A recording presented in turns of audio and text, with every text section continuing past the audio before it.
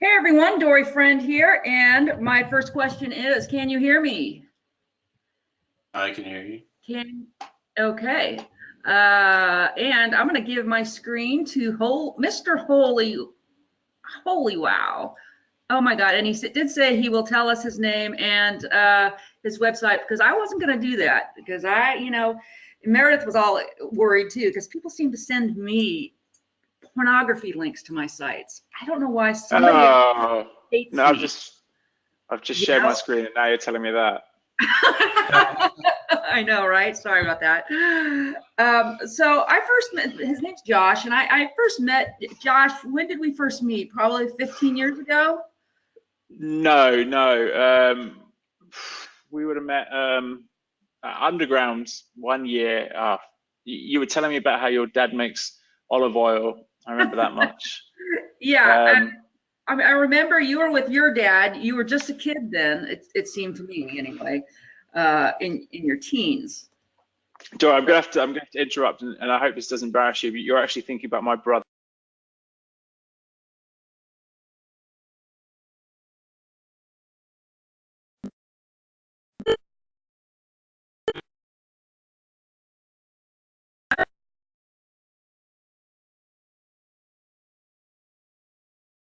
in online marketing. That was Michael many years ago. We probably still would have met about 7 years ago briefly at Underground, but yeah. Okay. Um, But it was at yeah, Underground, and we all went out to dinner, and I was walking yeah. along. We went out for dinner. It might have even been. Were you in? Maybe it was in Bethesda or somewhere. Actually, I don't know. But yes, yes. It was many years ago now. Yeah. So he was one of those kids that, well, I guess you weren't a kid if you were the older one, but still kind of a kid to me that had, a really cool parent that would take him to these things. And I was like, God, I wish my nieces and nephews, I don't have kids, but I wish my nieces and nephews would get into something and do something online. And here, your dad just must be super proud of you. Yeah, I think so. Yeah. So Josh has a hobby blog, and I'm going to let him talk about it. And obviously, you can see that it's in photography. If you've seen his screen share right now, it is the most read blog in photography, and that is a huge, huge niche. So we met, I guess, 7 years ago. I'd met his dad previous to that, and his brother, I guess. And then Meredith went on this trip. It was some crazy military type of, I don't know, like extreme, let's kill them, break them down, and then build them up type of thing. And she met Josh there, and Josh was like, oh Yeah. yeah, I know Dory. Okay. So that's when he was doing you were just starting on your blog at that point, right? Or had you been in it for a while? No, so I've been doing expert photography for 8 years. So I've been doing it for a long while, but really, I wrote 300 blog posts when I started out, and I did that, 3 times a week for a little while, and then I got burnt out and I stopped doing that. I started focusing on other things and, creating funnels, and I wasn't doing a particularly good job of anything, but it kind of got put on pause. And then around about the time, it would have been 2017, that I went to Indonesia. But that year, I started like hiring someone to manage my content again, and started to pay external writers. And he did a really bad job. It was a waste of money hiring him. He wasn't good at it. He wasn't the right type of person. So I actually had no one on my team when I met Meredith in Indonesia who was running content. But after speaking to her and finding out what you guys were doing, I started to hire more people, and I hired an SEO, a content manager, an editor, a writer, and we started hiring like loads of outside writers as well. So with that, we were able to like get to the success we're at now. So if you're ready, I'll walk you through what it is we Yeah, did. that would be great. So yeah, in a nutshell, Josh took what we were doing in the SIA, systematized it so Hmm. he could give it to writers and anybody else on your team. In fact, I want to ask you about how you do keywords, or do you do them? Do you hire that out? What your processes are. So I was really amazed that you were able to SOP all of this, all of the SIA material, and then boom, come up with, just have nailed it. I mean, now you're the most read photography blog out there, and your traffic value I see is $1.2 million a month, which is just mind-boggling to me. And Yeah. So I mean, when we about a year and a bit ago, we were maybe the 10th largest photography, 12th, something like that. And we started really publishing like 18, 21 times a week, January last year. So, coming up on 18 months now, and you can see what sort of happened. We didn't get much going on for the first 6, 7 months.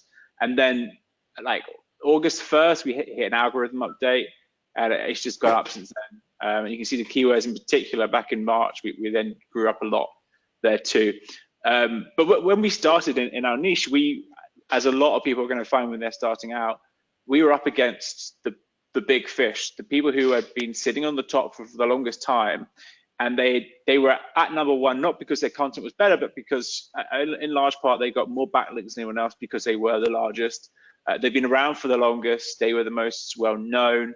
And that was Digital Photography School. If you're familiar with Dan Rose from ProBlogger, that's his website.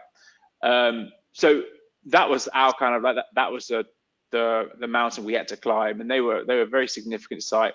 And there are a number of sites along the way. As you can see down this column here, you'll see that there's quite a lot we overtook. But I mean, I guess something I should mention before we get started is like, okay, right, the number one, which we overtook in April, have 4.5 million backlinks. We have 100,000 backlinks. I don't know how accurate this is on Ahrefs. I suspect not that accurate.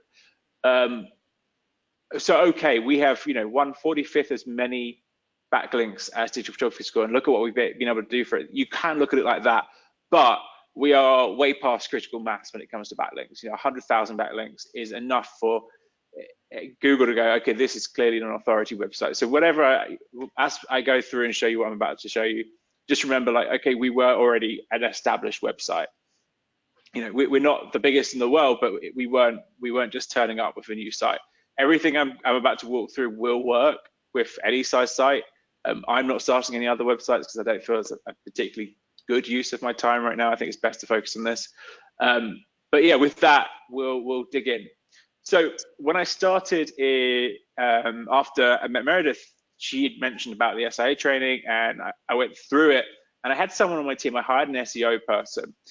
And something that's really important to mention is I typically hire people with no experience in what it is they're going to do, but I hire the right type of person. So I just hired someone who was very analytical. He was doing a degree in data visualization, and he was just a really smart guy. His application form for a job with me was written at a postgraduate level. We'll come back to reading grades a little bit later on, but that's the sort of guy he was. And I just gave him the training, and I was like, look, go through this, look at everything you think is relevant to our website. I gave him some direction, of course. I said, go through it and then tell me what it is we should do for our site. Take all the best training, and we were able to come up with he was able to write this whole document. He actually only stayed with me for a month because he had to go back to university, which is a real shame. But he was able to just go through and say, I mean, if you go through this, you can see, okay, keyword research here, using Ahrefs. A few things, I mean, this hasn't been updated in a while because we know it all at the back of our hand, and we've not taken anyone new recently. But it all references different tests inside SIA and things like this. So it's very heavily based. Clint's name. Clint's on the call. That's awesome. Say that again? I said I just saw Clint Butler's name that you referenced. Clint's on the call. I think I saw it. Yeah, here you go, Clint Butler. Hey, Clint. Yeah. So like he just went through all of this. He found out everything we should do, and we basically came up with a list. That list. So I'm a very systematized person. Like I love systems more than about anyone I know. And we'll come back in a moment to keyword research. But what we have here is we have the types of posts we have. So we do like a keyword-based list post.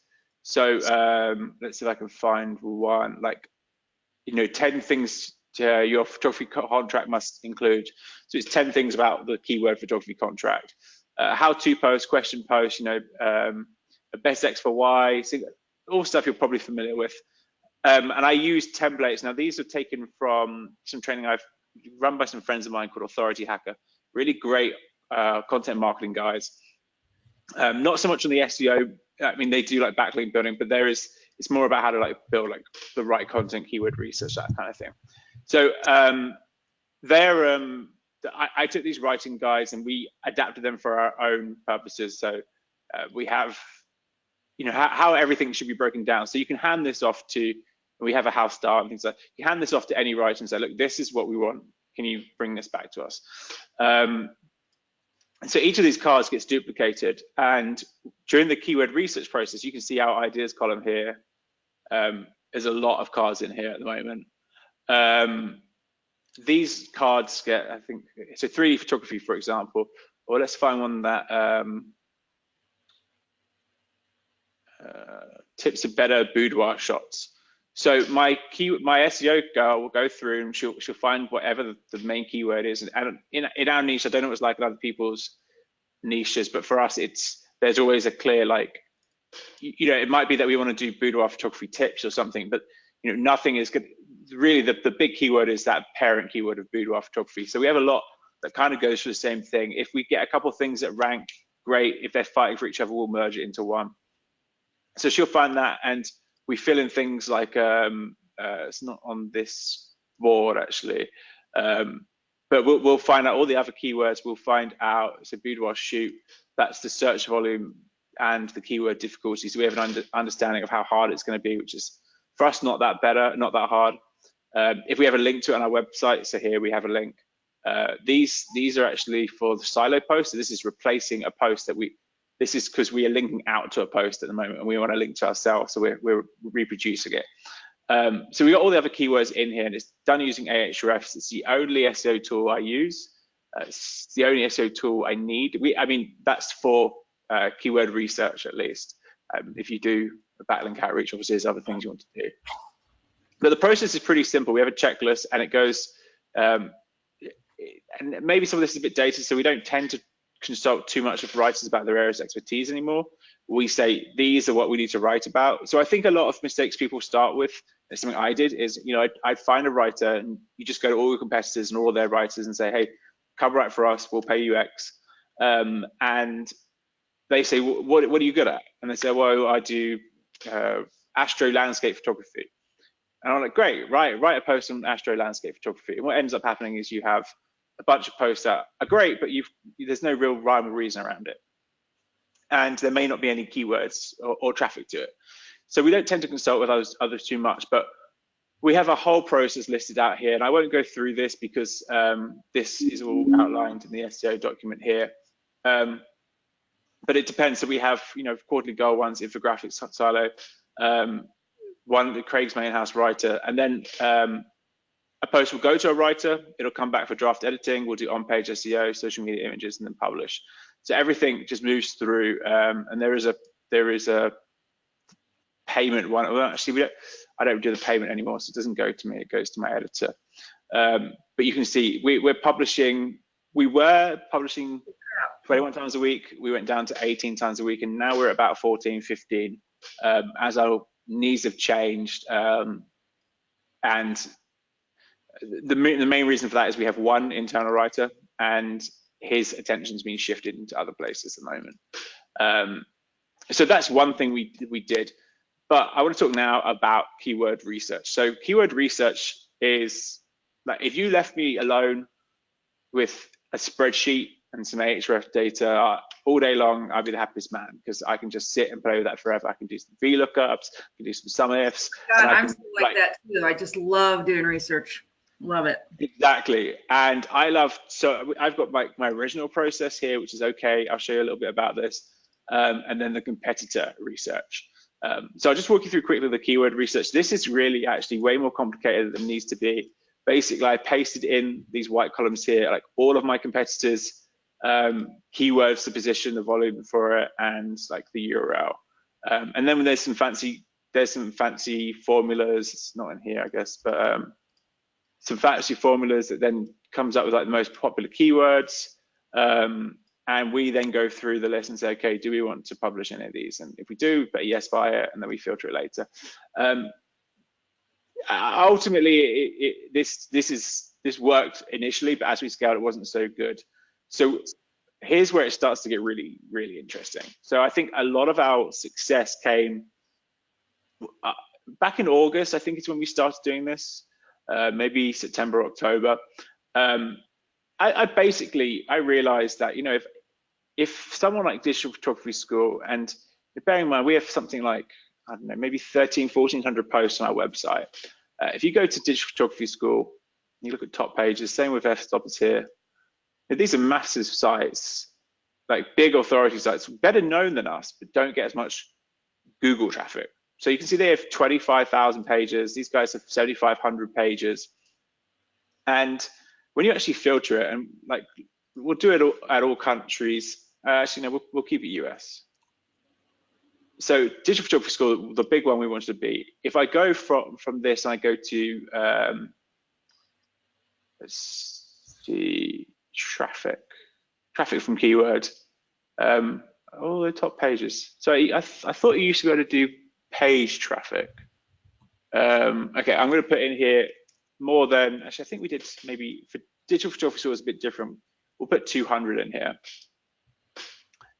So 123 of those 7,500 pages in the US get more than 200 monthly traffic a month, which is ridiculous. If you think of it like that, there's the 80-20 of the 80-20 of the 80-20 principle at play here. So they probably get, you know, if you take 80-20 of 80-20, they get 64% of traffic from 4% of their posts. So what we did is we went through all of our competitors, of which we had about 15 or 20 we were looking at. We've had that list for a long time. We went through all of them and we looked through and we went and found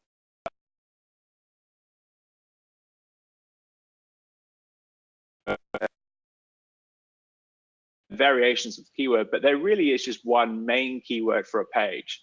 So the top keyword for ISO settings, that's like a huge post. That gets a lot of traffic. It's camera ISO, and they might have they do actually have probably dozens of posts on the term ISO unnecessarily, because the majority of the traffic's just going to this page.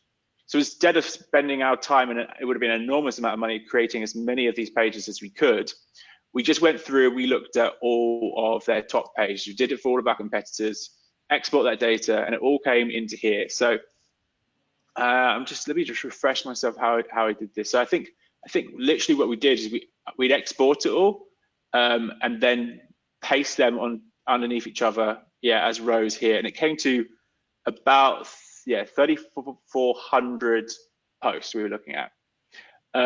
That's looking at everything. But remember now, we got a lot of competitors, so there's a lot of people overlapping here. We then took all of our ones as well, and we put them in here. And I think that this isn't the most up-to-date version. I think this might be a little bit older. Although, no, this might have been updated a couple months ago, maybe. We went through and we found, like, okay, of the competitors, what is a unique number of keywords there are? So here, so it's like 34,000 something. So, you know, there's 3,000 unique keywords.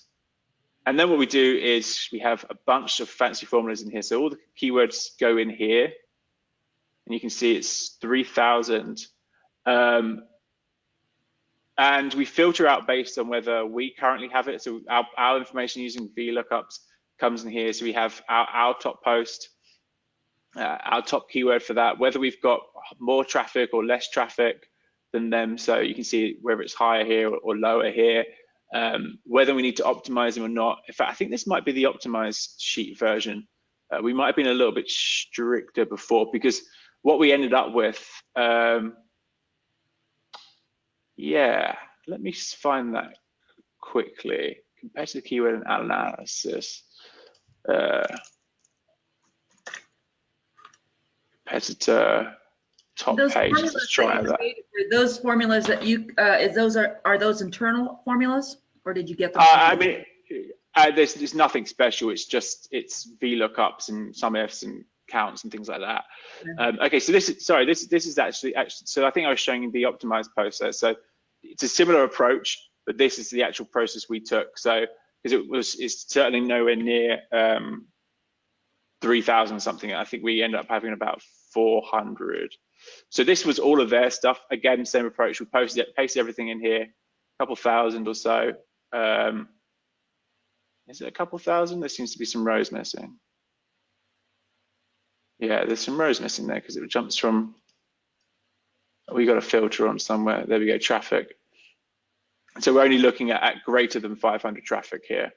And then we did the same of ours. And what we ended up with, let's just take this off.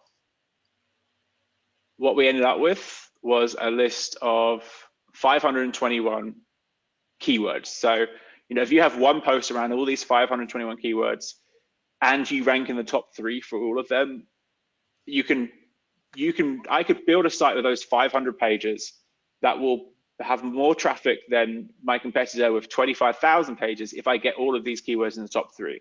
So, you know, is it the sniper approach or the shotgun approach? I'd rather spend as much time as I can getting these 500 pages where they need to be.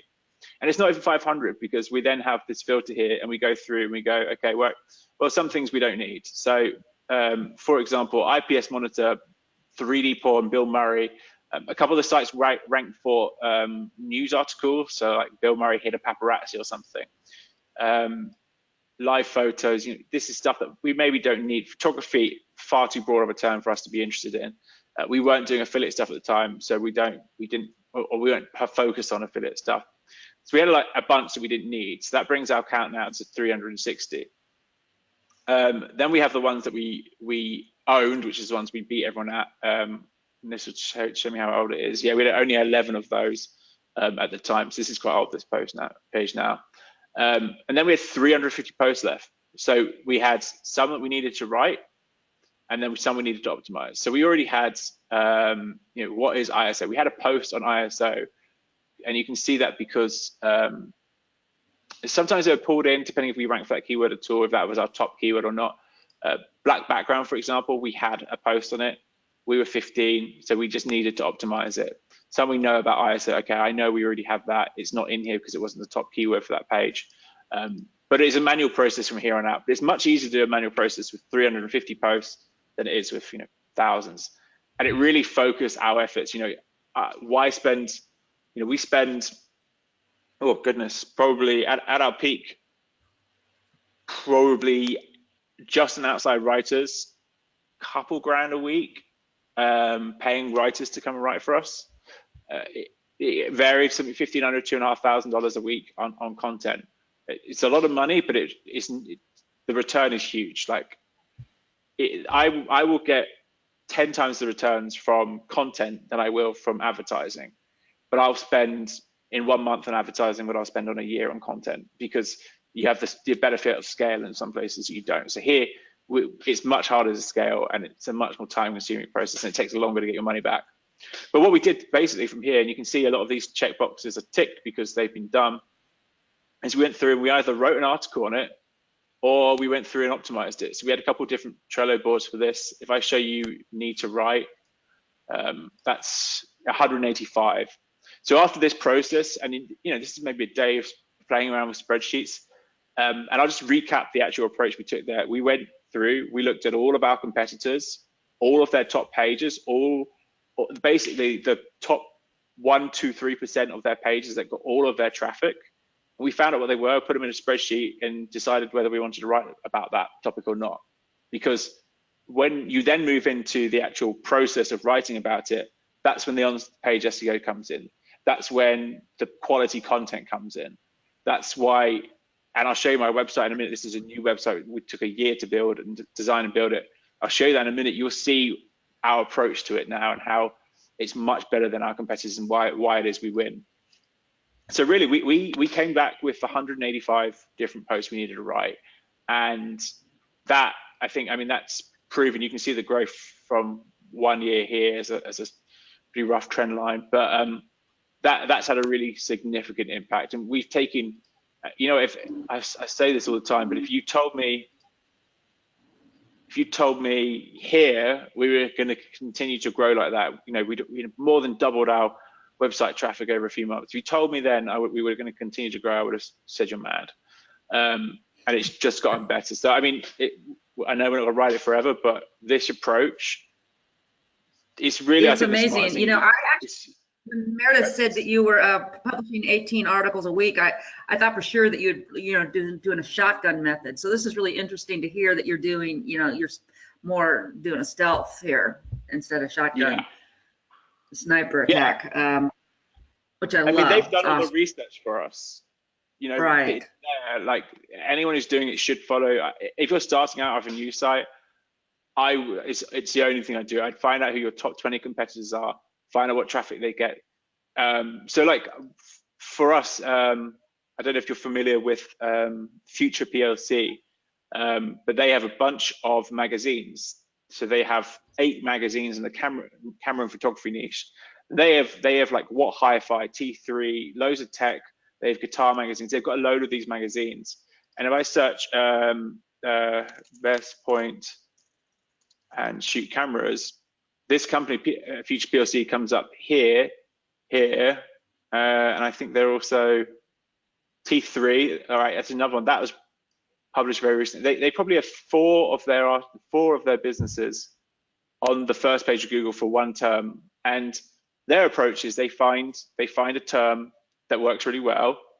And so, for example, Best Point and Shoot Camera, that they're making, I just think, considerable money from affiliate commissions. They find a term that works really well, and then they get all of their brands that are closely related to write the same article, essentially the same article. Cameras are pretty much the same. They move around a little bit, and they just take over the whole page of Google with this term. And that's really interesting to see, because they've taken a similar approach to us, but they've got many more properties. A bit of a tangent here, but that's something I think is also really interesting when you have multiple properties in the same niche. And we don't have the ability to do that, but what we can do is we can be a bit smarter about the content we produce. So Digital Camera World, this is a site that, I thought I'd done well. Digital Camera World, where are they?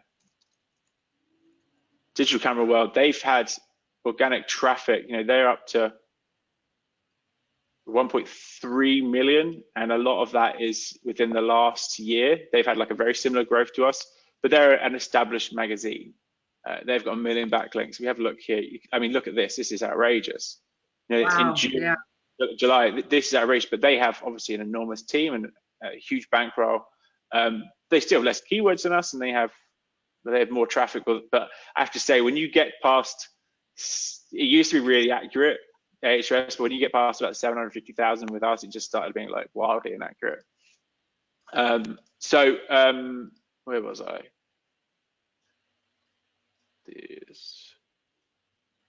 I guess the next thing that's worth talking about is like the approach to how we write the content. So, I mean, one of your tests, I think it was one of your tests, was about readability. So I think if I search. Yeah, we just talked about that last week, actually, that grammar is not a ranking factor. So maybe I got it from somewhere else, but something we're really focused on is readability. I mean, you hear it about like Donald Trump's tweet, everything he writes and says is written in a grade 5 or lower, and it's not because it's better. Actually, I think I got it from another event, but it's not because it's better, but because even highly intelligent people prefer to read something that's simple than something that's difficult. Yeah, who wants to go look for words in a dictionary? Exactly. So, and I think this is something that I haven't seen much. Let's have a look at. Let's look at the Lightroom guide. So another thing is, and this is really more for us, but we focus a lot of the content we produce around like what we have to sell. So we have products on all 6 of these posts. So we have whole categories of category related opt-ins and category related offers. Everything's really highly focused on our website. And that really makes sense for us because we get the highest value leads when we have something we can sell and that's related. So for example, your conversion must be insane. I mean, just for opt-ins and selling, because that pop-up comes up every time you go to a new page. And it seems like it's following me around and it gives me something that I'm looking at, right? I mean, sure. So I'm gonna say, hey, you want some more tips or something on Lightroom? We actually have over 100 pop-ups for our website. Wow. But we have. we have Yeah, 50 I've seen some categories. had been like, okay, what do you need? I'm like, okay, Milky Way photography. So then it would Yeah, give me yeah. the course And on Milky Way. that's because you were on an article that didn't have a post. It would have been an exit intent. You probably already closed an exit intent pop-up, and you were on an article that wasn't related to something we already sell. Yeah, probably. Because I Yeah, was just cruising around your site and I'm like, man, he hits me with this opt-in every time, which is awesome. I mean, you just yeah. your list must be huge. Again, see, we collect a lot of leads. Yeah. So this is our new website, and I'll just walk you through the difference here between like digital photography school, for example. I don't know if Darren Rose is on your list, but what theme is that? It's really clean and it looks like it's all custom built. It took a year. Wow, really? Design build. Yeah. So this is something that I think is really important for on-site SEO. So it's not WordPress? It's WordPress, but it's all like it's probably a child. I think it's a child theme of something, but it's it's all custom built based on our own UX designer and things like that. So I'll walk you through this. Like, so for us, something that really annoyed me, I'd go to somewhere like digital photography school, and you've got an ad here and you've got an ad here, and like this is their best way to monetize. This is how they know to monetize. Yeah. And if you go and actually look on a post like this, it's not a nice user experience. You got an ad here, ad here. This is like dated. Get rid of it. I don't know why Google ranks this stuff. You know, there's so many ads, and then the ads kind of trick you into clicking them, and you're trying to get to the next page on a lot of these type of websites. Yeah. So I mean, I scroll through and I see, I don't think this is a good user experience, and that's something we wanted to put. We wanted to put our users first. You don't have it. So say again? No, we don't have any ads. We have pop-ups and we have our own offers, which I'll get to. But something that's important to us is that when people, and I mean, you can speculate for ages about what matters with SEO, but for us, we want a couple things. Obviously, really good keyword research and really good content, but we think of it from the fact that Google's always testing. So if someone goes to my website, I think, and I haven't looked at your test in a while, but I think bounce rate is like a really important factor to consider. So what do they do when they go on your website? Do they get what they need? Now they get hit with a pop-up first. Nothing we can do about that. That's not going to change. But do they get what they need, or do they bounce out? Do they spend more time on our site than they do on other pages? And that's something we've thought really long and hard about, and how we can optimize that experience. Because the better they behave and the more they interact on our website, the more likely Google is to send us traffic over someone else. So when you see this versus like this isn't a very nice user experience. Like, even like the pin it buttons, like if you come here, first of all, you know what category you're in. There's a search box. This is changing a little bit, but like I can search Lightroom here, and I think that's going to drop down. Here you can see, like, okay, we have all the articles, categories, products, etc. So you find what you're going to need here, and it's all pretty well laid out. Something else we find really important: table of contents. This shows them, and this isn't actually very usable because of the size of this post. It's a massive post, but this is on every single one of our pages. So a lot of people want to put an ad here because it's top of the sidebar, but we put this instead. We have like readability things. So a lot of our audience, our customers, 50 plus. So we want to make sure that they can read everything properly. We have a related course because this is set up we have 49 categories based on the topic. So this particular category relates to a course. Same here, we have category related sidebars. So it's the course again, and 2 lead gens here as well. But you'll see it's a really clean user experience. Small paragraphs, low grade readability. So it's like grade 5 or below. Pretty much everything we publish is grade 5 or below. And that's part of a long term. I'm not that well versed anymore in how you run your tests, but for us, I think, as I understand it, it's someone going to, you run a couple like tests that aren't really getting much traffic, but you do one change to one page. Or are they unique pages so that it gets no real traffic, but Google moves it around? Yeah, we create different pages with fake content on it. And Yeah, I think that the one that had the Grammarly, or the grammar, probably had grammar on it in different ways. And we proved that it wasn't a ranking factor, but it is a usability factor for sure. So that is sure. what we call a secondary factor. Mhm. So you know your audience, you know that they're 50 plus. So, you know, what you're doing here with I love the enlarge text, and you know, you're really tailoring it for somebody to easily consume. Sure, and another thing is So of like course, all you're going of to our stay on your images. site longer. Yeah, so all of our images have alt text. Like we're a photography website. You don't really need like it's supposed to be good for readability for people who are visually impaired. Like that's a big part of it. Obviously, it helps with SEO too, It but it's is. like I have a friend who's blind, and he really gets mad when people don't fill in their alt text because he doesn't know what the image is about. so we do that, but I can't think of a website that's less important to do it on than a photography website in terms of like I don't know how many blind people are learning photography, but it's we do it because we know that it's good for Google and it's good for usability and that you know, like you say, a secondary factor of, you know, how people are going to behave in your website is really important. So I'll just go back and recap what we've been through quickly. We organize all of our posts around this process of keyword research based on what our competitors are doing, and then anything else we find, you know, we've published those 185 posts, whatever it is now, and I'll come back in just a moment to optimization. We've published those posts, so we have a whole load of ideas of stuff that we can write about, tilt shift, whatever it is. We then use Trello to track that progress, and checklists aren't really used anymore, but they're there as reminders. Everyone's done it for years now, so they know what's going on. We publish at a very high standard. We turn down content if it's not good enough. It has to be better than the post that we highlight of. Maybe this is in here. So like this is an old one. Best camera phone. So here we go. We have like they're getting 111,000 monthly traffic for this post line. Absolutely nuts. So we link to like what it is we have to be better than.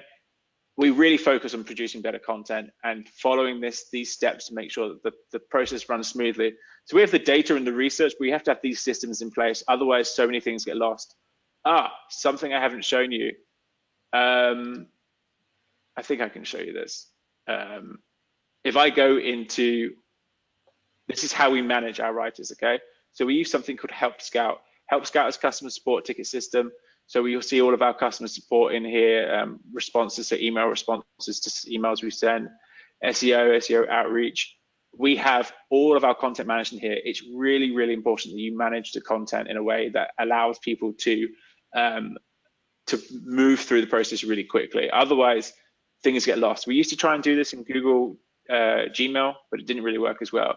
So if I go into content management, what you'll see here is if I go to mailbox settings and save replies, you'll see this is how we do 90% of our emails. So an initial outreach, this is what we write.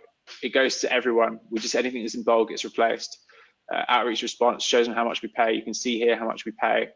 The first blog post decision, then we have like feedback on like headings and things like that. If it's late, if it's rejected, whether they need to send us an invoice.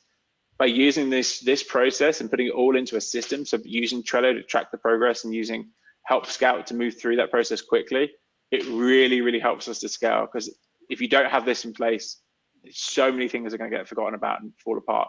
It's really important. Like I say, we produce the best quality content. We produce a ton of it as well, and we do the right keyword research. That I think all has, and I have to say, I don't do more than an hour every 2 weeks on this. Like I'm completely hands off, but I built all of this. I built everything you see here with the help of a couple of people, but it's all been built so that I don't have to touch it.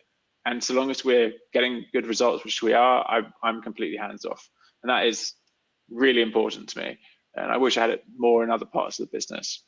So one final thing I'll show you is we have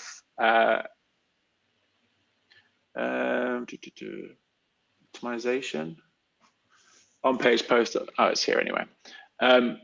So when we went through that spreadsheet that I showed you before, and we have a look at competitors, so we have need to write here. But I show you need to optimize. We have posts, we already had posts on it, but we could do better. So we just took everything that we did well and we doubled down on it. So if you go through and have a look at on-page optimization here, you'll see what it is we've done. So again, we go back and do the keyword research again. We add internal links. We add at least, when we publish something, we add at least 2 internal links. When we go back and optimize it, we add 5 more. So we have at least 7 internal links pointing to that post. We then do the research again, top traffic link, top competitor link. We put things through ClearScope. Won't go into that, but I'm sure some of you probably know what that is. It's a SEO tool. And then we do things like, so this is Dervla's the SEO, so she goes through a lot of this. Craig goes through and he writes, he's a writer, so he'll write stuff and he'll merge posts with other people with previous posts. Anna's a designer, so we'll get new social media images, we'll add custom graphics, infographics. It all goes on here. Andrew's the editor, so she'll improve the readability, bring that score down, improve the headlines, actionable, specific, include long tail keywords. Every headline should have an image, add a YouTube video for increased time on site. Every sentence must add value. I hate reading introductions. I skip through introductions all the time. So when I get to a post and I have to read through nonsense, some would argue the best camera's like, I came here to find out what the best camera, point and shoot camera is. I don't need to read any of this. So we have golden rule, every sentence must add value. We add affiliate links where possible, because why not, eh? And that's about, I won't go through all of it, but you can see a lot of things we do here because we want to optimize what we already have. So for us, we're really smart about the approach we take, because it's David versus Goliath. We were this small site with, I don't know how much my competitors are paying or spending on content. I don't know if we are small in comparison to them. I think we pay really well, but I hear we don't pay the most, but I don't think it matters because we produce regular content and people are happy to work with us. And we work closely with a lot of writers and we have beautiful images, and we do our best to highlight, not this site, we do our best to highlight our authors on our website as well. And I think as a result, we've done really well, and we're going to continue to do this. We're actually going to move a little bit more into monetizing the products we have. So this is different products. So you'll see another one. Oh, maybe not.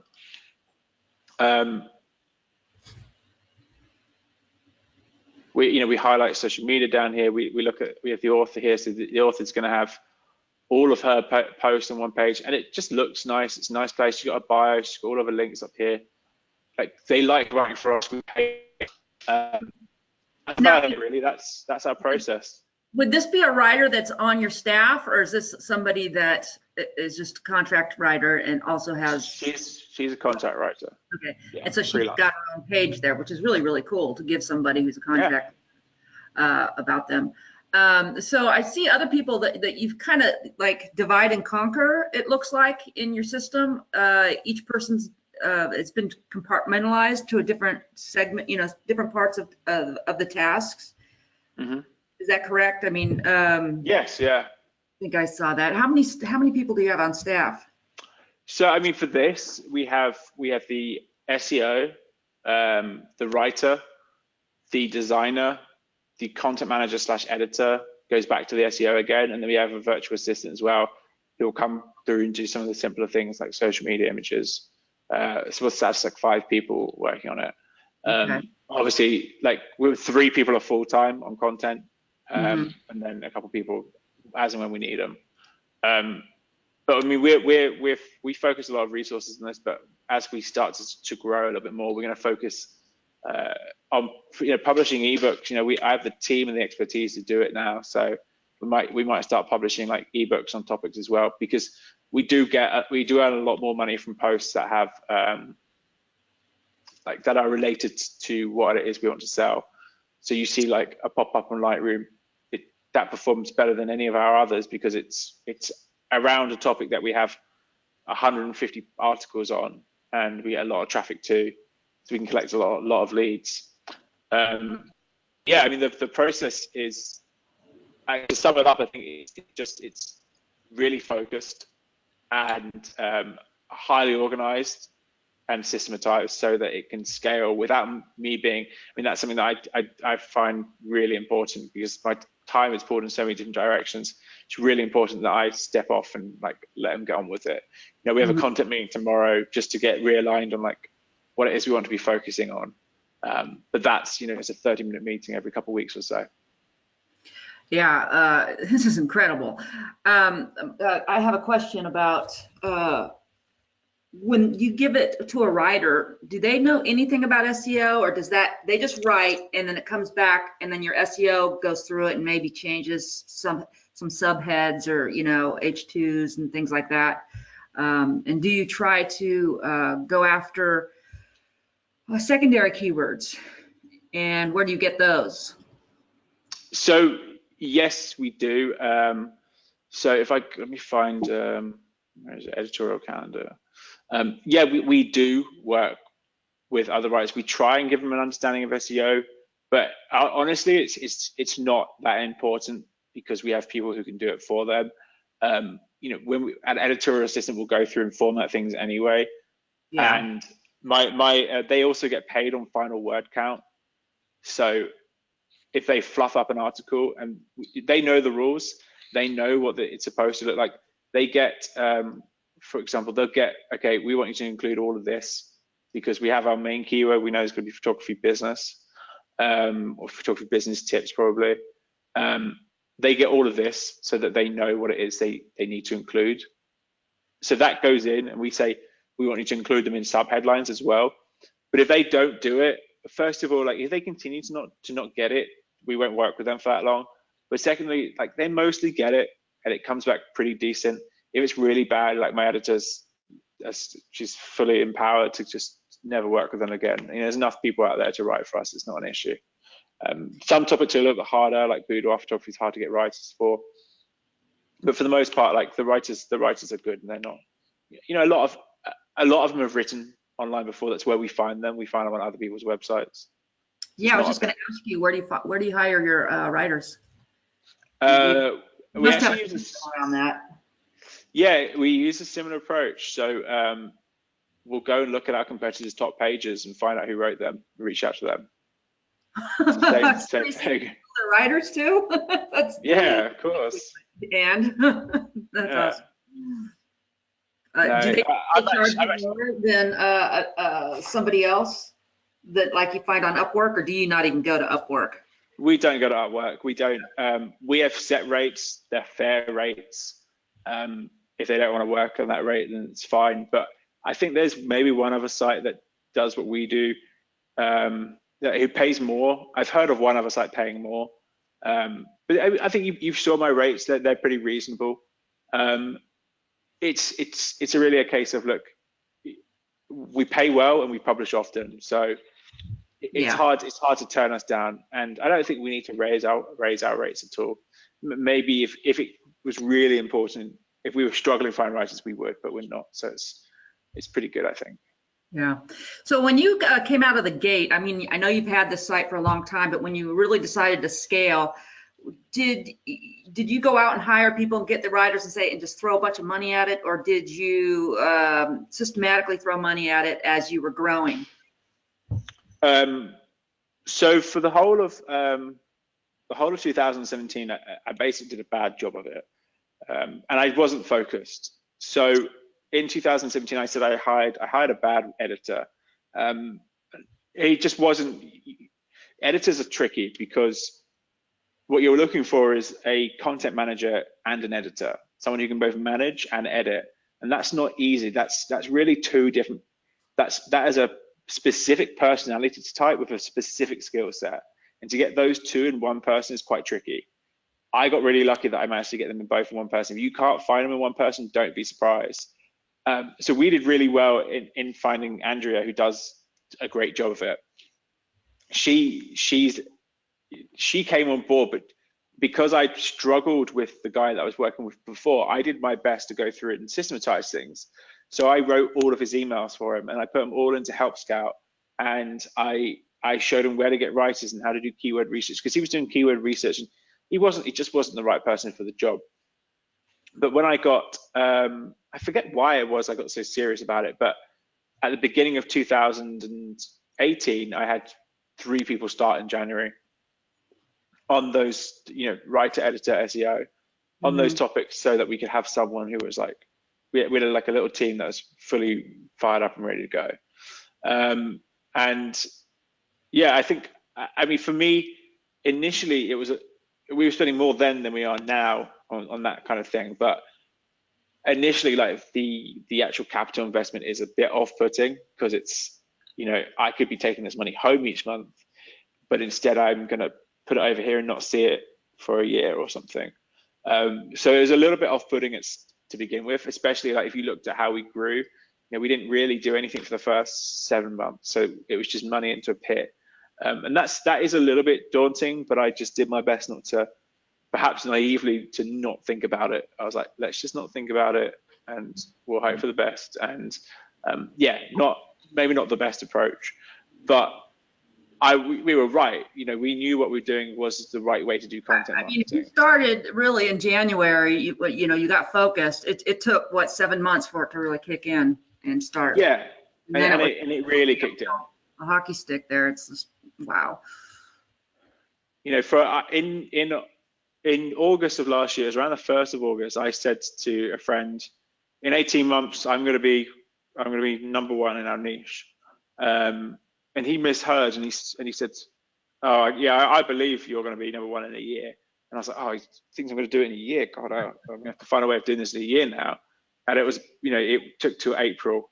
So not very, what's that, 7-8 months or something. It wasn't very long until we started, because we hit that stride, and it takes a little while. And okay, yeah, massive pinch of salt, because we have a lot of backlinks already. But we were able to do what we needed to be done. But I honestly, I mean, it's all very well for me to say this, but I honestly think that we would have a similar rate of success if we were to start a new site and take this same approach, because you're much better off focusing on, I could get to where, you can get to 300 posts and get them all really, really good, so that when someone comes to your website, when Google's testing you, when they get to your website, it performs the way a user expects it to be, and they get exactly what they're searching for. The user behavior, I think, on a website is so important. It's kind of understated in terms of like SEO, because we all look for hacks and tricks and, oh, add 2 more internal links, you're going to rank better. Like, it's really good to have that, but at the same time, like, you can't underestimate like the power of just great content. That's what Google's been saying all along. Great content, and we've all been going, nah, you're not gonna. That's not it. But it is. It's a funny thing. I mean, and that's what SEO is doing. That's what we're doing now, is figuring out where to put that great content on the page. Sure. And that's, you're totally right, because some people have been saying SEO hasn't changed in 20 years. Like, white hat SEO hasn't really changed. It's just, in fact, it's gotten better and better and better for everyone who does a white hat.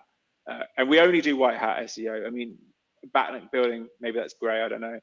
But we only really do white hat SEO for obvious reasons. But the way they get stricter with everyone, and stuff not working as well as it used to, is great for anyone who does white hat, because it's your chance to do better. We now stand out in a way that we didn't before, because the stuff that was ranking. So actually, if you look at our site, I thought we hit an algorithm update on do you remember, it was like August 1st last year. It was right around the end. I have a bunch of friends who like Best VPN. They all got hit around about this time. I don't know this guy very well, but you can see like they went up. I know, I've never seen anything quite like it. They went up. Oh, that gives me PSP from 2012, when everybody's sites sank like that because of the exact match anchor text. But that's I mean, this has gotten way worse. I don't know if you follow like health sites, Dr. Axe. I mean, look at what happened on that around August 1st. So August 1st, they just took like a dive, and they've actually gone back up recently, which I'm sure they're thrilled about. But there's been another algorithm update, not affecting me in the last few days. Health sites seem to be getting affected again. But you can see what happens, and I think for us around the 1st of August last year, we started to experience a lot of growth. But if you look at our actual traffic, it didn't change in the way this changes, where it goes up or down. What actually changed was the fact that everyone else in the space started to get affected. I think yeah, that was the Medic update, which was a core update on August 1st last year. Yeah, so if I show you, so this is August 1st to August, these are like a lot of competitors, to August, to September 1st. Like a lot of people went down, like, you guys so went up. Yeah, I mean, we've done nothing but go up, but this is us here, like this is just us here. So like we've really gone up, but a lot of people lost a lot of traffic around that time.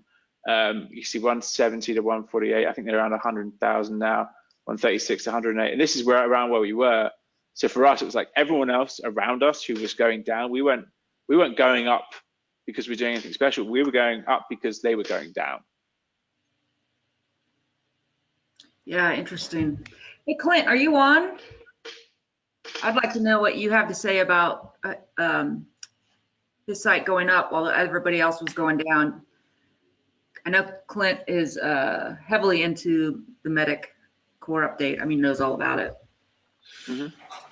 I think that's sound philosophy. I don't know if I would discount your copywriting and your content quality and backlinks.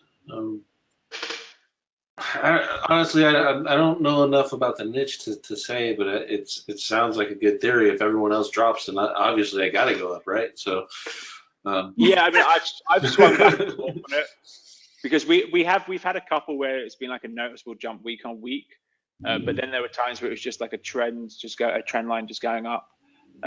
So that some of the, like we've actually ridden the wave of every single algorithm update since August 1st. Like we've done well on all of them. But yeah, I think now it's a case of we're being treated well in Google. But you're right. We probably shouldn't discount the fact that we've done quite a lot of work. Yeah. Work. You've done more than I would have done. But Yeah, I know. It's like unfucking believable. When I saw this, it was just like, whoa. You know, and that's why we were like, I interviewed Jeff Linney last week, who's like a one-man band, and you know, just to juxtapose the difference when you have a staff, but spending a heck of a lot of money, but the return obviously is well worth it.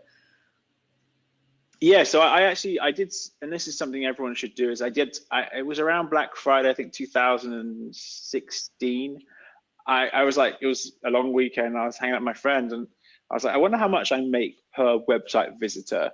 And I did some pretty crude maths. I went through my Google Analytics and I found out how much traffic I'd had from each source and how much money I made through like Infusionsoft or whatever, Office Autopilot, whatever it was at the time. And I came up with a number of how much I earned from each visitor. And can you tell us what that is? No, I don't think so. That's okay. But I worked out a number. It's not a high number, but we have a lot of traffic, so it doesn't need to be high. But I worked out a number, and I kind of did the maths like, you know what? If I spent as much money on like content as I did traffic, you know, I don't have to get that much traffic to be really profitable from a single post. And we have some posts that, you know, will happily earn $1,000 a week from. It's just, and that's selling our own stuff. A single post can do that on our website without any issues. And that it might not even be a high traffic post. It's just a very well qualified audience that lands there. So we have some posts like that. And I realized that, you know, if I spent as much money as I do on advertising, as I do on content, I would be a much richer man. I would probably earn tenfold a return because on paid traffic, you're just trying to break even. You grow an audience, you scale, but you're just trying to break even. And it's not as much fun as just sitting, I can go on vacation, and we actually brought our spend down a little bit, much up higher than it was back then, but like we've brought it down into a much more manageable place so that we're reliably making money from the website. And I can, because I got a pretty large list, we email about 160,000. We do very regular list hygiene as well, so we remove like a few thousand people a month. I can email them a blog post, and that's just, that's just, as at times that can be as good as sending them to That's like money. Yeah, I mean, like I can email my list a blog post and make anything from a couple $100 to a couple $1,000 from just send them to a blog post. Yeah. Because they're going to go through and subscribe again, and they're going to go through the funnels again, or they'll explore the website and they'll find my store and they'll buy something in the store at a much higher price, but they'll still buy it because that user experience of going on the website, discovering that this guy's got great content, he knows what he's talking about, I've learned something here, and giving them the positive user experience, I think has a big impact on the success we have in other parts of the business. So for me, like I've shown a lot of my friends, I'm very good. I talk trash about my competitors, but I'm actually good friends with many of them. These guys, iPhone Photography School, we don't really overlap that much, but two really great guys. I see them, I mastermind with them twice a year. Like that's how close I am with some of these people. Yeah. So it's not like they're competition, but it's like a competitive nature of us. They've done in SEO. I mean, we're friends with a lot of our competitors. It's just how it is. But some of them have so the guys who own iPhone Photography School own Photography Pro, and they actually did really well in the last month. They doubled, but they've stopped publishing content on that website, and maybe I'm out of term saying it's because they see what I do and they don't want to compete, but it's not their area of expertise. I think it's iPhone photography is their area of expertise and where they're doubling down on. But having to look around and see, actually this, when I started going up into digital photography school, it's like, what's the point? So the better we can be, the better it is for us, because people don't want to compete. That's why I'm happy to share what we're doing here. Because there are some niches. If this was just an Amazon affiliate site, no way would I share what I'm doing here. If I'm like, I'm making 50 grand a month from this affiliate site with these reviews, dozen people watching the call are going to go and make the same website with the same posts, the same terms, and it's just building competition for me. But the way we do it, the barrier to entry is so much higher, and this is something everyone should be thinking about, I think, is when the barrier to entry is so much higher and the monetization method is like unique, then you're preventing yourself from having to deal with too many competitors. There's a reason there's not that many. I'm looking at people who teach photography here, not recommend cameras. These are all people that teach photography, or something related to photography. Because of that, we're in a pretty sweet spot where to come along and compete is quite hard, because we have our own courses and we have funnels that have optimized over optimized over optimized. Of your courses too, they all have a free guide. I've noticed. How much of your course is in that free guide? Your free guide is pretty hefty. This here? Yeah. Yeah. So most of it really. So the free guide, that's the blog post. We'll take the entire course contents and have a written version for free on the website, because this is how to photograph the Milky Way, a new pop-up you haven't seen yet comes up, and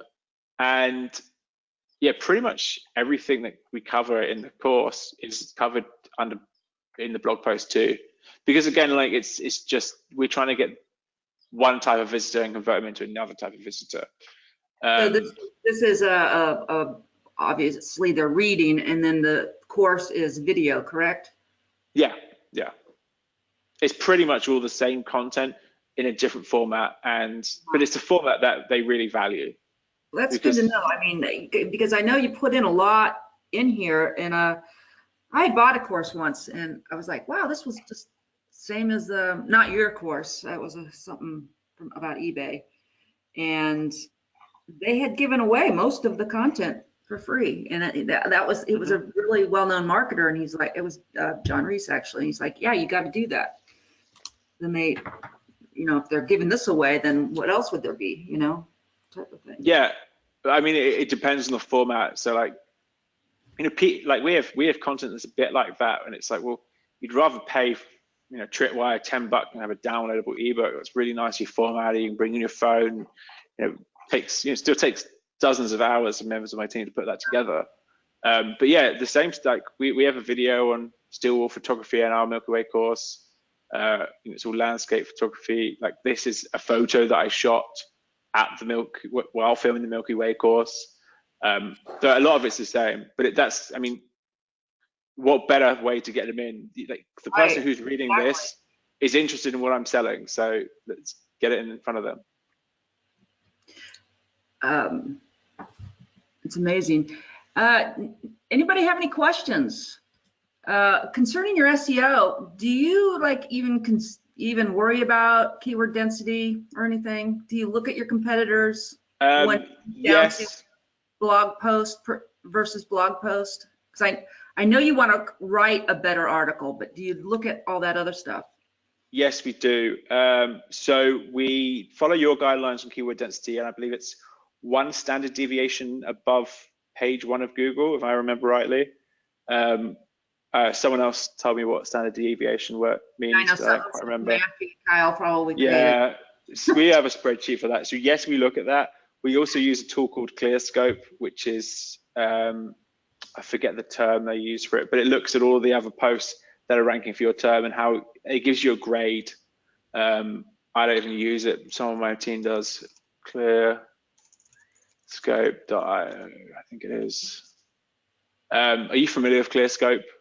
I'm not actually. There are others. This is actually like have programs, I think, that are competitors to this, Page Optimizer Pro and then Cora.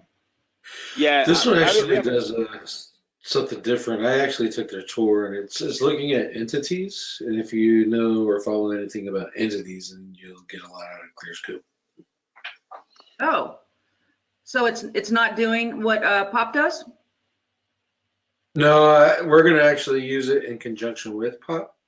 So we'll use Pop to make our content templates. These are headings, all that other stuff, and then we'll throw it into here. And what you can do is you build your outline. You want to give your writer, like what he's got here, he can build an outline, and then it'll give all those terms on the right, the Lightbox, Photoshop, and then as the writer's creating it, it'll populate all those bars, and you see how many entities you're put in. So and the theory behind it is the more entities you cover inside of your piece of content, the more relevant it is in Google's mind. It's pretty cool. This is an automated way to actually use the NLP software. This looks really.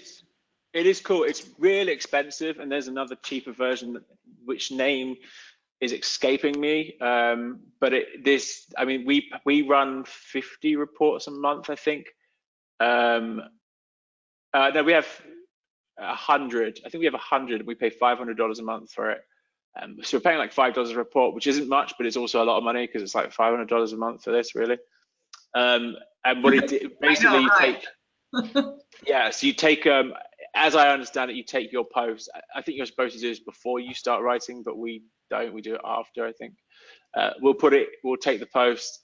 It'll get pasted into here, and it'll tell us what we're missing. So, DIY portable photo studio. Typically, they use 2 to 4 uses of the average articles, I think, on the first page of Google. And it's important that you use the right keyword term. Otherwise, like if you search photography versus photography tips, you're going to get very, very different results. So you have to be quite specific, but it tells you what you're missing and whether you've got it right or not. So, okay, photography studio, we've got that right. We have Lightbox, photo studio, etc. This is something that is effectively looking at keyword density across a number of different terms. I think that's how it works, at least. But my team really enjoy it, and it helps with the optimization process. Yeah. If you combine this, use the variations from Cora or Pop, or just Google in conjunction with the entities, you'll see a pretty good result out of it. Yeah, I don't know how much longer we'll use it because there is another version that I actually prefer the user experience of it. But again, I don't remember the name. I might be able to look it up. No, I'm not going to be able to find that. I'm sure I'm paying for it somewhere. I'll check my credit card statement. Yeah, so yeah, keyword density is still something we look at. It's not a big part of my life. But. Do you also count like how many H2s and H3s your competitors have and try to match that? No. I mean, it depends on how highly you think of your competitor's content and whether you think it should be like it's ranking because it's good or ranking because it ranks. Like I have to say, in our niche, like I like to feel like we're in this competition where we're all like battling out for number one. But I think the reality is we're really the only ones who have noticed like that we're in this competition. We don't. That might sound really arrogant, but it's like we're not dealing with like a number of in really competitive like golf tips or something. Everyone knows what everyone's doing because it's such a high money niche and everyone's, they want to do really well from it. So that sort of thing, you're looking at what everyone's doing, you're copying what other people are doing. In this niche, it's like, well, you don't want to copy from the dumb kid next to you in school. You want to right. Probably study it properly yourself. So we don't really look at, and I have no idea how important it is for like number of H2s. We use proper headings and structures and things like that, but yeah. Oh, and a quick shout out. I mean, I'm a Ahrefs fanboy till I die. Big shout out for them was the site audit tool. So we moved our website over to our new theme back in February or March, I think March, and yeah, not nightmare, but for like 3 days there was a ton of issues that the audit tools managed to show us. Like we switched over to from Yoast SEO to SEO Press, and we'd previously imported all of the terms and they weren't imported. Like all the SEO settings weren't imported in migration, so we got all of that fixed. Like a number of things you're going to miss if you don't do a proper site audit. So that runs like every week, and we go through and check.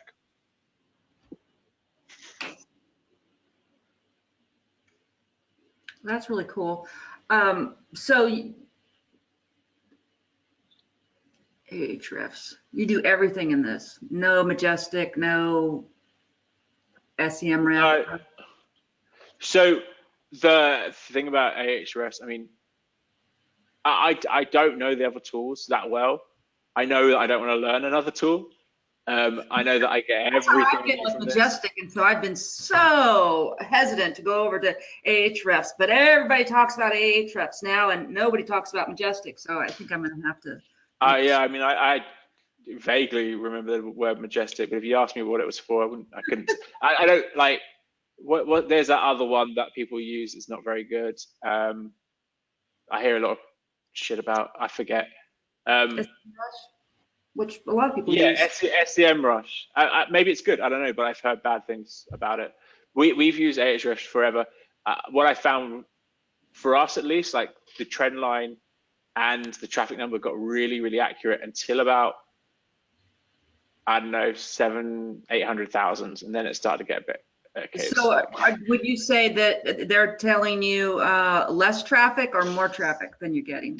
So now they're telling us more, but it used to be depending, and it would fluctuate from like plus or minus 10% accurate. So it might say 500,000. We were at like 450 or 550 around there. Yeah. So, but it is really accurate. So that for me is important, and it helps that you can look at.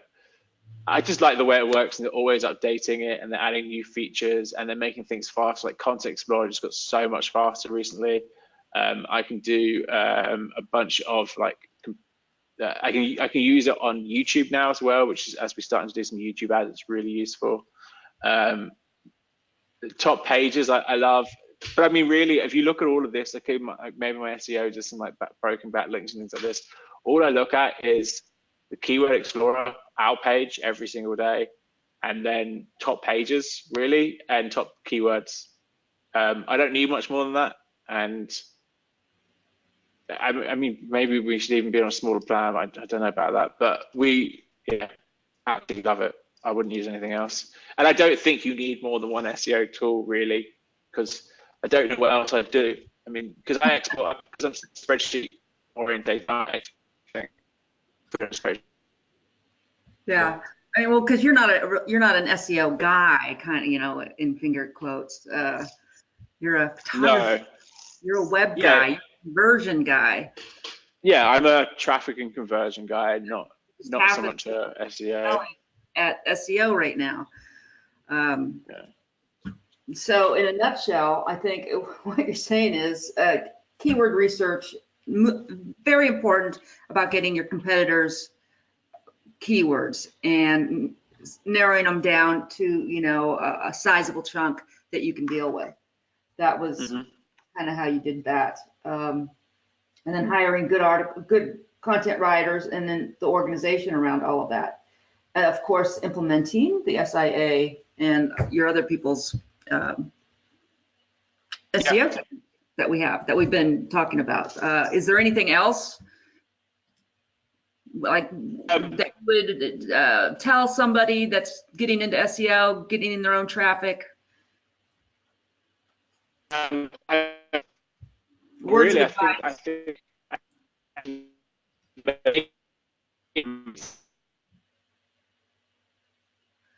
You're breaking up now. Sorry, can you hear me now? On the call have any questions? Yeah, I can hear you now. Yeah, I mean, we rely on data and systems. So really good data and build systems. Oh, you're breaking up now again. I don't know. I hear you fine. Oh, okay. It was just, I think probably your connection. And somebody sent me a link of ClearScope competitors, and I'm trying to see reviews by cafeteria, what alternatives, Shiftery, maybe G2 crowd, Content King. No, well, I forget the term they use. It's like TFDI or something. It's like some special. It's basically like long tail keywords research tool. Long tail pro. Well, you got to remember that ClearScope's doing entities. It's not doing TDI and IDF.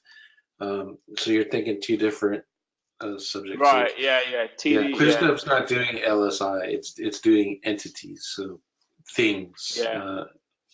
And it's based off of IBM Watson and Google's NLP. It's a combination of those two data tools. Yeah. Okay. So if you guys are interested, they have a free webinar. You sign up for a free demo, and they get you on Zoom and walk you through what they're doing and where it's coming from. But yeah, they did it for me. And I was like, all right, we'll give it a go, and the team really liked it. In the cheaper version. Cheaper version. Something out there. I can find out what it is, and I'll text it to you. But I don't. The guy that I'm gonna have to ask is probably. Okay.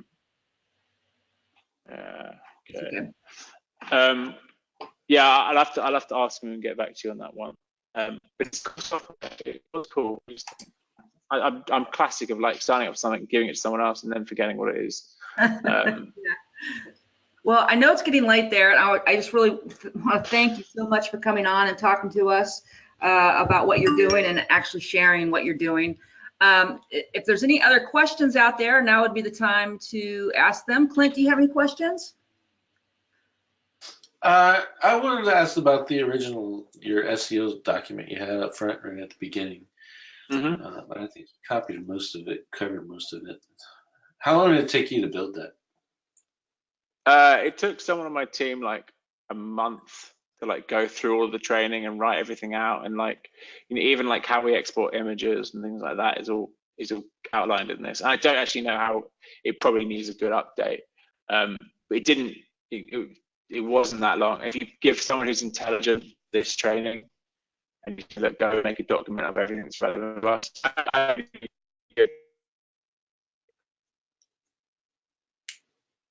Interesting. We'll look at that one. not everything obviously is as important to me, but yeah. And some of these stuff, like we don't use Uber Suggest anymore, or Answer the Publisher, LSI, we don't use these. The backlink outreach process is interesting, but that's a whole nother topic. Yeah. So how come you don't use Answer the Public or LSI suggestion anymore? You just let them write and then you go through and just. Yeah, I mean, I don't want to complicate it. You don't need any other suggestions for articles, I guess. To be honest, like we're in a position where I think it's overkill. I honestly think like Answer the Public in particular, like you're going to get some more like long-term keywords, like what people are actually asking about a subject. Whereas with Ahrefs, I know what the topic is I'm going to write about, and because we know the subjects well, like if you say, Josh, write an ultimate guide to time-lapse photography, I know everything that needs to go into that, and anything that doesn't need to go into that is irrelevant. Like you could give me, I know that we know the terms, and anyone who's an expert on the subject, if you're writing about, and this is where it gets a little bit different, if you're doing affiliate stuff, then that's probably more important. So maybe you're looking for like, oh, if you sell travel insurance, like what kind of travel insurance do I need for South America? Might be like a really important thing you get from a site like Answer the Public. But for us, like if you're asking how to take photos of architecture or something, so long as you know that subject matter, you have all of the content you need for it. It's the outline's there in your head. You just have to get it out, and then if you compare it to what everyone else is writing, you don't have to go through and find out what all these extra terms are. It'll just come naturally. And I think that's a distinction between like what we do versus people who are just in like affiliate marketing. Yeah, I got that. I was answering somebody's question. Okay. Somebody asked too if this was it for today. Yeah, we're not going to do the 3 p.m. because we did 2 hours last week and it was just a little bit too much for my brain and probably people online. So we're going to continue on next week. Thank you, Josh. And I'm planning on actually building something like you have here and passing that out with our updated SEO, SIA stuff. So it's going to be similar to something like this. Although I still will have Answer the Public in it because I still like it.